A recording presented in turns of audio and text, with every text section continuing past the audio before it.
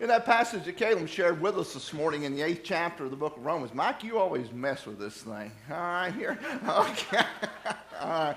You know, I see you guys in the house. You're always messing with those things, okay?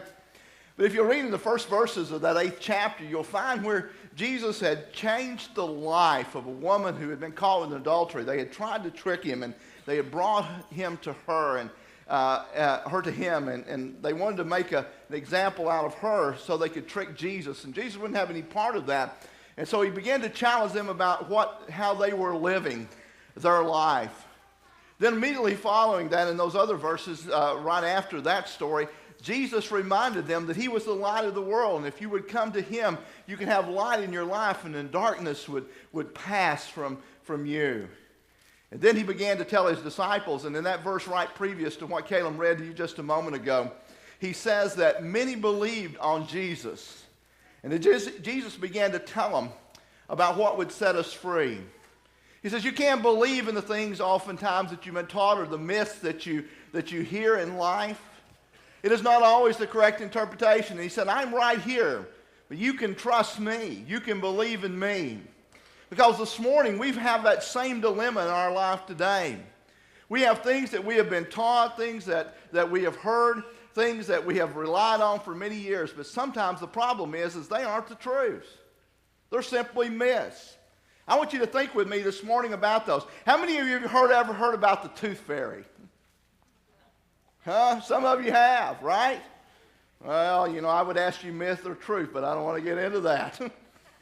How about Santa Claus? Well, that's dangerous ground to get on, isn't it? The Easter Bunny? Or how about Charlie Brown's favorite, the Great Pumpkin? How many of you have ever been there, huh? And you think about these things like that. We think about those. How many of you have ever been told that when you leave the house that you need to put on clean underwear because you might have to go to the hospital? All right, how about that one? There's all kinds of things that we're told as we're growing up, and all kinds of things that we think about. You know, I thought when I first heard that one, and I was scared as a child because I thought that the first thing they did if you went to the hospital is they derobed you right there, you know, to check about your underclothes, you know. What a terrible thing. Now, many myths are absolutely, harmless, aren't they? Some of them are not very significant. They are childhood fables that we kind of grow out of. But some are pretty dangerous, aren't they? Some will rob you of your happiness. They'll fill your life with guilt and shame, and they'll cause stress and fear in your life. They really, just create problems sometimes, kind of like the boogeyman in the closet. How many of you have heard this one? It doesn't matter what you believe as long as you're sincere. Well, that's a big one, isn't it? And that's one that's really dangerous, isn't it? Because while maybe it sounds really politically correct, it's irrational to think that. There are some beliefs that are exactly the opposite of other beliefs. And if you've got two people there, you've got a problem, haven't you?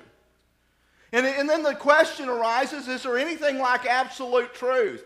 Is there anyone who is absolutely right? Well, Jesus was, wasn't he? I believe he was very clearly. I believe the Bible is. Now, there were some that would question that, wouldn't they? And they can be, like say, we can be really sincere, in their beliefs, and they can be sincerely wrong, can't you? One of the problems is that kind of sincerity is self-destructive, isn't it? It will lead us down paths that absolutely will destroy our lives. Because it will leave marks, and the Bible tells us that sin clearly does that. And Jesus was dealing with a group of people who were struggling with that very thing here.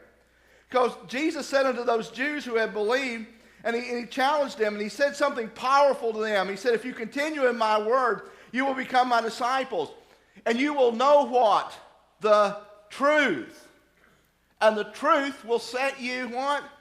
Free. Free from what?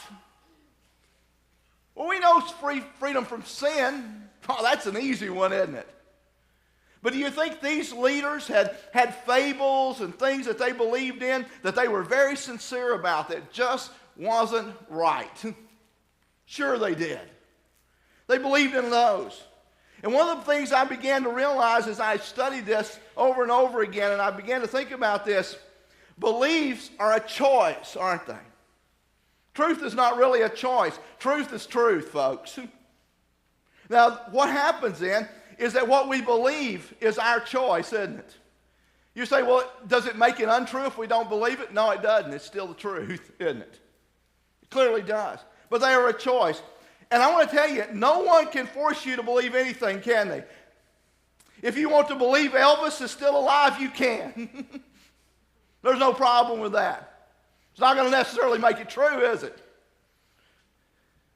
You can believe whatever you want to, but it will never make it the truth just because you believe it. That is not a standard of the truth. And Jesus said that to them, and he said, and they began to argue with him. Well, listen, wait just a minute. You know, we're all children of Abraham, and Abraham was the father of all of Israel, and we are his children, and doesn't that make us right? And we're free. We've never been in bondage. But Jesus said, yes, you have.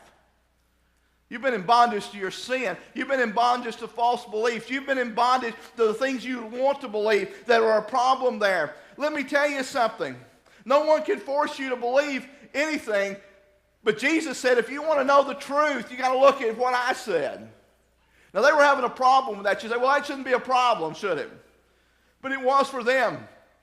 For they had a liturgy of things that they had been taught. And also you have things that you have been taught that aren't correct, that aren't absolutely true. And you say, well, they're just myths, they're fables, and they do no damage. But yes, they can do damage when it comes to Jesus. Clearly they can. And there's a problem there, isn't there? And you can't blame others for what you believe, because let me tell you, you can drop them if you want to. You can cast them aside. And when you find out something is true, then, what do? You abandon the lie, don't you?